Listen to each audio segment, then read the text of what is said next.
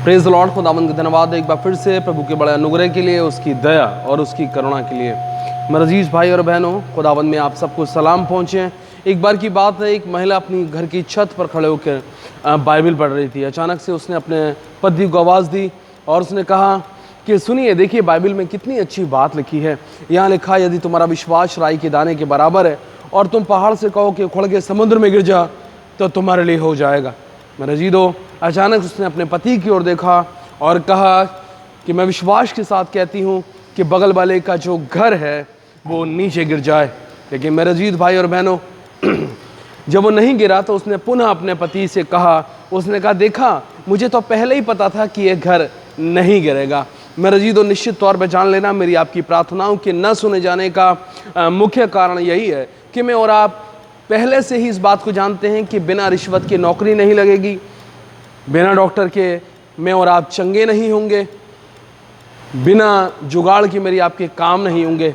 मेरी आपके जीवन की बड़ी परेशानी यही है कि मैं और आप नाना प्रकार से अविश्वास में अपनी ज़िंदगी को जीते हैं।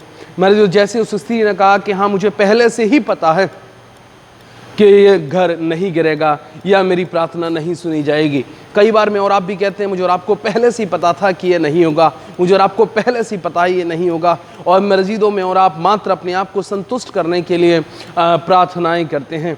मुझे और आपको पहले से ही वो सारी बातें पता होती हैं। लेकिन निश्चित तौर पर जान लेना, खुदा की कलाम में लिखा है, विश्वास रखने वालों के लिए सब कुछ संभव है।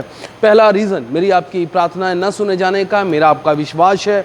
और दूसरा, निश्चित तौर पर जान लेना, अगर मैं और आप किसी के अहित के लिए कुछ प्रार्थना करेंगे तो वह प्रार्थनाएं भी मेरी आपकी नहीं सुनी जाएंगी। खुदावंद मेरी आपके हृदय को जांचने वाला है। प्रभु मेरी आपकी प्रार्थनाओं का उत्तर देने वाला है।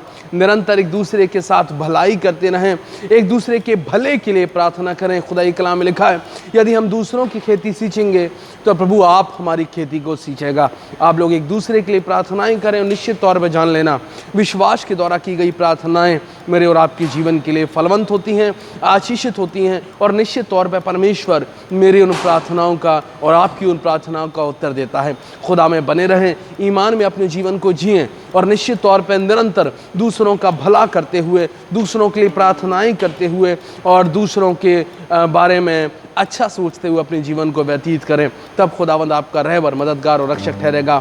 मैं रवनी सुबदास प्रभु यीशु मसीह में आप सबके लिए भलाइयाँ मांगता हूँ, कल्याण मांगता हूँ, खुदा का अनुग्रह मांगता हूँ। प्रार्थना करें। धन्यवाद देते हैं खुदावंद एक बार फिर से आपके बड़े अनुग्रह के लिए। खुदा हमारे विश्वास को मजबूत कर कि पिता हमारी प्रार्थनाएं तेरी हुजूरी में ग्रहण योग्य हो, शैतान हमारी प्रार्थनाओं को चुरा करने लेके जाए। अभी तो हमारी ज़िंदगियाँ खुदावंद निरंतर मानव सेवा में और आपकी अनुग्रह, आपकी दया, आपकी करुणा में और पिता परमेश्वर आपके उस सुसमाचार प्रचार को इस संसार में लाने के लिए इस्तेमाल हो। यीशु के नाम से आमीन।